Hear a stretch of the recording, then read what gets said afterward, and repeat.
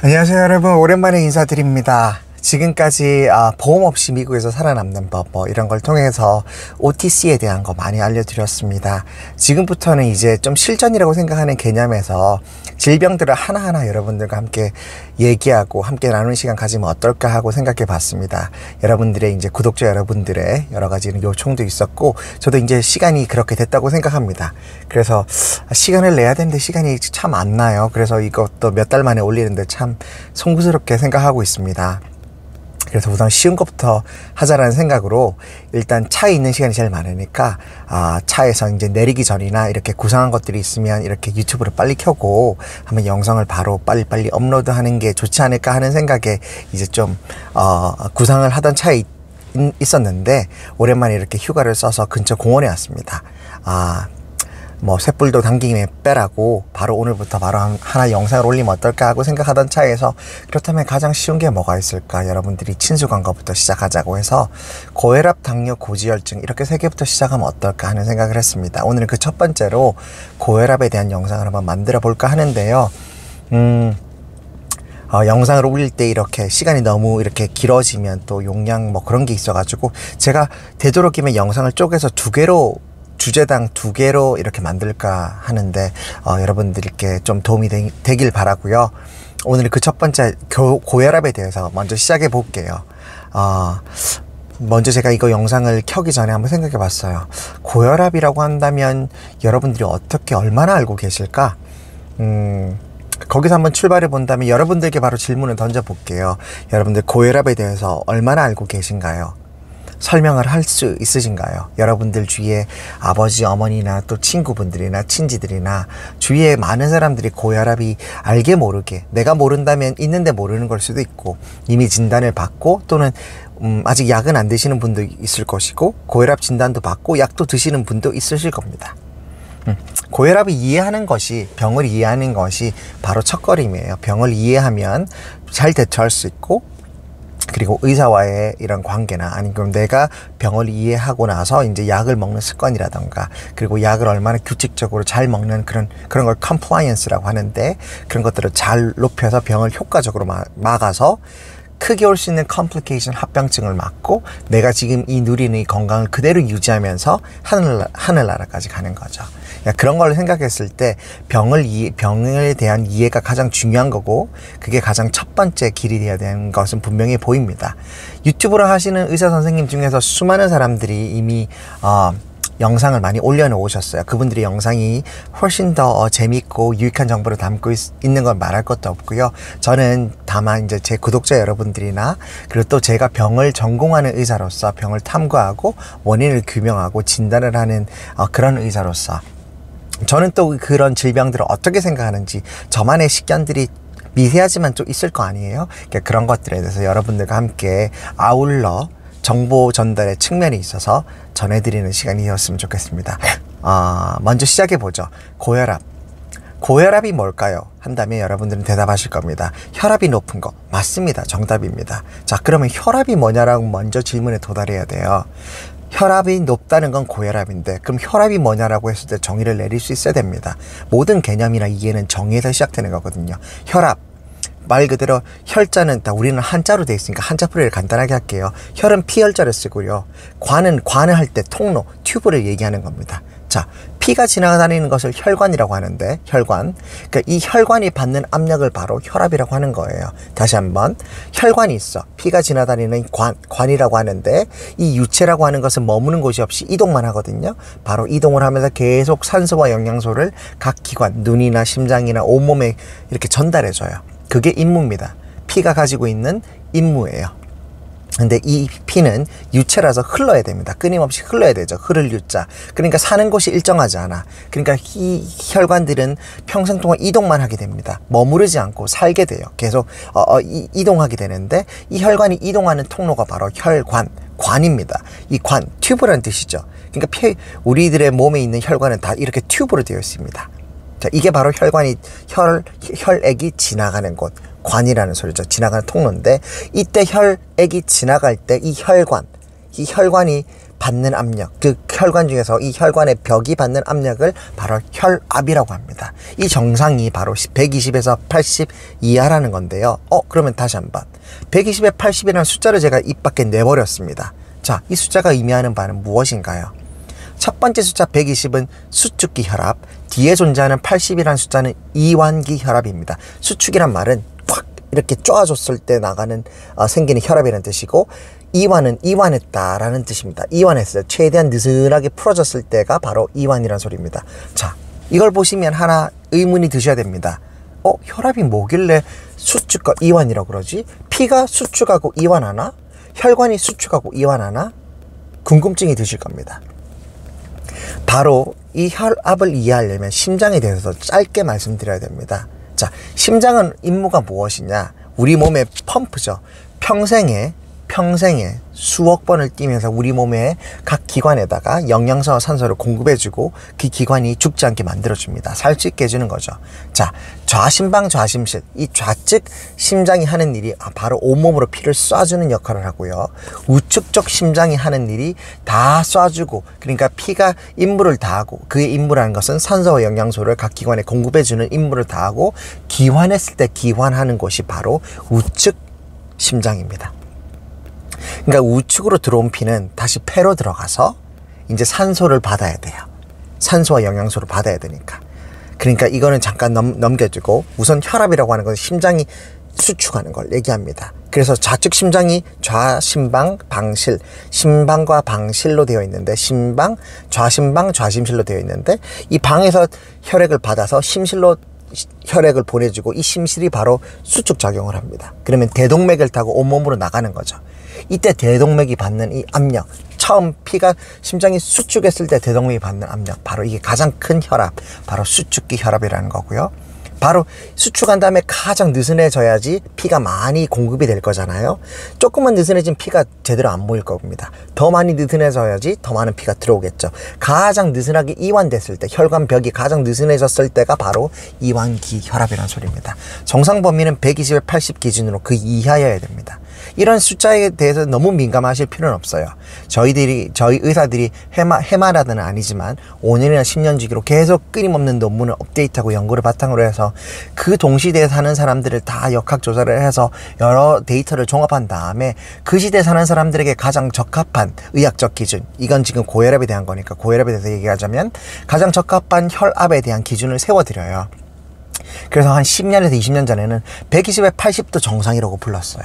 근데 지금은 아닙니다. 현대인들이 좀 더 타이트한 식습관을 가질 필요가 있고, 더군다나 아시아인, 특히 한국인은 짜게 먹는 습관이 있죠. 그러니까 혈압을 더 타이트하게 맞출 필요가 있어요. 그래서 요즘 경향은, 가정의학과 경향은 120에 80 이하가 정상입니다. 그러니까 119까지가 정상이고 120부터는 정상이 아니에요. 그렇다고 그럼 약을 먹어야 되냐? 그것도 아닙니다. 의학이라고 하는 것은 여러분들이 하는 엔지니어링이나 수학이나 이런 것들과 달라요. 뭐가 다르냐? 수학이나 엔지니어링 하시는 분들은, 과학을 하시는 분들은 0.1, 0.00001도 데이터에 큰 영향을 미칩니다. 결과에. 그쵸? 그러니까 굉장히 meticulous 해줘야 돼요. 이 숫자에 대해서 굉장히 예민하고 정확하게 사고를 해야 됩니다. 그래서 그들에게 있어서 그레이 존, 버퍼 존은 크게 작용하면 안 되는 구간이죠. 근데 의사들은 다릅니다. 사람 몸이, 우리 몸이 유기체인데 유기체가 어디 그렇게 작동하나요? 수학적인 메커니즘으로 작동하나요? 그렇기도 하지만 그렇지 않기도 합니다. 아직도 여전히 그레이 버퍼 존이 존재하죠. 그렇기 때문에 꼭 120이 넘어도 비정상이라고 말하진 않습니다. 그래서 이 고혈압에 있어서 마찬가지예요. 고혈압 전 단계라고 해서 전기 고혈압 또는 고혈압 전 단계라고 얘기합니다. 자, pre-hypertension 또는 pre-hypertensive area라고 저희는 그렇게 표현하거든요. 고혈압은 140에 90, 140 이상, 수축기 혈압이 140 이상, 이완기 혈압이 90 이상을 저희가 고혈압이라고 부르는 겁니다. 그 전까지는 전기 고혈압이라고 부르시면 되는 거예요. 그러니까 제가 다시 돌아와서, 그러면 이제 고혈압에 대해서 알겠다. 그렇다는 것은 120에 80 이상 넘어간 거고, 그리고 전기 고혈압 넘어서 140에 90 이상이면 고혈압이라 부르는구나. 여러분들이 다른 분들의 이제 강의를 들으시거나 유튜브를 보시거나 그냥 구글에다 치시면, 고혈압 치시면 숫자들이 쭉 나와요. 어렵지도 않아요. 그냥 제가 짧게 하나만 집어드릴 테니까 이 숫자에 너무 목말을 이렇게 목을 매실 필요는 없습니다. 120, 80 이하가 정상이고 120부터 139 수축기, 그리고 80에서 89까지는 이렇게 정기 고혈압, 그리고 140에 90 이상이 바로 1기 고혈압, 바로 경도 고혈압이라고 부르고요. 그리고 160에 100 이상을 중기 고혈압, 이게 2기 고혈압이라고 부르는데 굉장히 심각한 고혈압이라고 부릅니다. 어쨌든 중기 이상 이렇게 넘어가는, 그러니까 센 고혈압 160에 100 이상이면 이미 약을 드셔야 되는 상태인 거고, 정기 고혈압, 그러니까 1기 고혈압 같은 경우 140에 90 이상이라면 그 정도라면 약을 드실 수도 있고 아직 안 드시는 분도 있을 겁니다. 자, 이거는 이제 임상의의 판단에 맡기기로 하고요. 그럼 제 이야기를 계속 이어나가 볼게요. 고혈압에 대해서, 그러니까 이제 정의는 내렸습니다. 그렇다면 원인이 뭘까요? 고혈압이 왜 생기는 거야? 라고 물어본다면 90%는 원인을 모릅니다. 그리고 나머지 한 10% 정도는 원인을 알아요. 그래서 고혈압은 구분을 크게 두 가지로 합니다. 자, 1차성 고혈압, 1차성 고혈압 또는 본태성 고혈압, 영어로는 essential hypertension이라고 부릅니다. 또는 primary hypertension이라고 불러요. 부르고, 이거는 원인을 모릅니다. 그리고 두 번째 분야는 10% 원인을 아는 경우, 이런 걸 2차성 고혈압, 원인이 있으니까 2차적인 거예요. 부차적이라는 소리죠. secondary 고혈압이죠. 그러니까 뭐 때문에 일어났다는 원인을 알기 때문이죠. 그러니까 이 두 번째 있는 이 secondary 고혈압은, 2차성 고혈압은 이 원인을 치료해주면 고혈압이 없어집니다. 그러니까 이 10%는 원인을 밝혀낼 수가 있는 거죠. 뭐 부신에 문제가 있다든지, 뭐 아드리널 뭐 이런 거에 문제가 있다든지, 여러 가지 원인 때문에 갑상선에 문제가 있다든지 그런 거일 수가 있어요. 근데 나머지 90% 여러분들이 흔하게, 여러분은 친지나 아버지, 부모, 어머니, 그리고 또 우리 친구들, 그리고 연세가 있으신 지인들이 걸리는 그런 고혈압들은 대부분 19은 원인을 모릅니다. 원인을 모른다는 제 말에 어폐가 있는 것들이 바로 의학이 그레이존이 있다고 그랬죠. 원인을 추정할 수는 있지만 정확히 밝혀지지 않아서 과학적으로 규명할 수가 없어서 원인을 확 꼬집어서 말할 수는 없다, 이 뜻이지 아예 원인을 모른다는 소리는 아닙니다. 자, 제일 큰 원인은, 굳이 꼽자면 원인은 유전입니다. 내 주위에 아버지나 어머니나 고혈압이 있다, 그러면 나도 고혈압에 걸릴 확률이 그만큼 커지는 겁니다. 발현된다고 하는데, 여러분들이 유전자 염색처 도열을 쫙 펴시면 이런 걸 시퀀싱, 염기 서열을 읽는다고 하는데, 딱 읽어보시면 그 안에 고혈압이 나타나는 유전자나 그런 것들이 있어요. 근데 그것들이 내 어머니가 걸리면 나도 이게 발현될까? 발현이 될 수도 있고 안 될 수도 있는 겁니다. 내가 고혈압에 걸리는 유전자를 받았지만, 그래서 그게 발현되신 분이 나의 어머니지만 나는 발현이 될 수도 있고 안 될 수도 있는 겁니다. 자, 그런 것들은 나중에 유전에 대한 걸 할 때 제가 혹시 다룰 기회가 있으면 좀 자세하게 재밌게 얘기해 드릴게요. 지금 고혈압으로 다시 돌아와서, 1차성 고혈압, essential hypertension의 원인은 모른다고 했습니다. 굳이 꼽자면 유전이 가장 대표적이고, 두 번째는 식습관 같은 거예요. 체중 비만이나 아니면 식습관. 우리 한국인들은 김치찌개나 된장찌개나 짜게 먹죠. 짜게 먹으니까 상대적으로 짜게 먹으면 삼투압 반응이 일어납니다. 자, 이렇게 소금 같은 것들이 물을 머금는 습성이 있잖아요. 그러니까 짜게 먹으면 물을 더 많이 마시게 되죠. 물을 더 많이 마시게 되면 혈관 속에서 유체의 양, 즉 혈액의 양은 늘어나게 되고, 그럼 혈관이 받는 벽의 압력은 늘어나는 게 물리학적인 법칙의 이론이겠죠. 그쵸? 그러니까 혈압이 높아지는 겁니다. 자, 그런 분들이 이뇨제를 써서 이제 나중에 치료를 하게 된다면 이제 혈압약으로 이뇨제를 써서 자꾸 빼내는 거죠. 혈액량을. 자, 그렇게도 치료할 수 있고, 어쨌든 이런 것들이 1차성 고혈압의 원인 아닌 원인이 될 수 있는 겁니다. 자, 그렇다면 원인은 그렇게 밝혀졌다고 치고, 그럼 두 번째 넘어가 보죠. 그럼 이제 진단을 어떻게 해야 되느냐, 진단이 문제인데, 그럼 여러분들이 원인을 모르는 1차성 고혈압을 어떻게 이렇게 진단한다는 거지? 첫 번째 혈압을 재는 거죠. 그쵸? 맞습니다. 여러분들이 프라이머리 닥터를 찾아가시지 않아도 코스코나 아니면 CVS나 약국 앞에 가시면 항상 무료로 혈압을 재는 기계가 있죠. 거기 앉아서 혈압을 재신 분들이 있으실 거예요. 재미로. 저도 재봤고. 그게 정확한 건데, 자, 우선은 혈압을 재는 게 가장 중요합니다. 혈압을 재야 그 혈압을 보고 진단을 내릴 수가 있는 거죠. 한 번 재도 안 돼요. 최소 2번 이상, 많으면 한 3번 정도는 재야 되는 게 옳다고 보면 되는데, 평균을 내거든요. 자, 어떻게 하느냐, 최소한 5분 정도는 내가 심호흡을 하고 안정된 상태, 그러니까 걸으셨다면 걷지 않은 상태에서 최대한 심장이 부하가 덜 가는 상태로 몸을 만드신 다음에 편안한 자세로 앉아서 심장 높이에서 이제 혈압을 재는 겁니다. 그래서 재서 한 번 내가 혈압이 나왔으면 이걸 한 번 하면 안 된다 했죠. 재서 2번에 3번 하는데 한 2분에서 5분 사이 이 정도 몇 분의 간격을 두고 다시 이제 심신을 또 다운시켜요. 그런 다음에 다시 한번 재는 겁니다. 연속해서 재면 안 되겠죠. 당연히 이 혈압을 재는 기계가 여기로 꽉 조여준단 말이죠. 그러면 이제 내 몸에 이제 심장 박동이 높아지고 이렇게 될 거예요. 그러면 이제 다시 교감신경이나 활성화 돼가지고 내가 이제 심박수나 이제 호흡량이나 여러 가지가 올라간 상태예요. 이제 업된 상태죠. 다시 다운 시켜야 되겠죠. 그렇게 해서 이제 2-3번 잰 다음에 평균을 내보세요.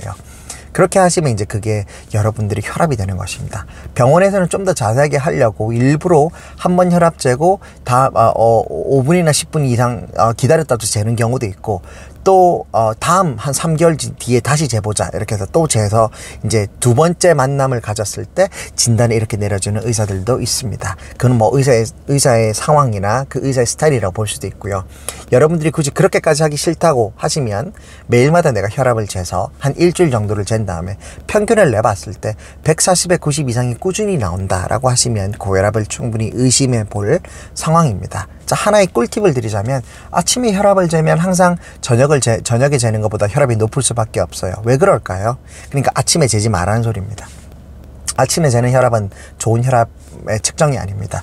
왜냐하면 밤에서 이제 잠을 깰 때는 이제 깨워야 되잖아요. 뇌가 몸을 깨워야 돼요.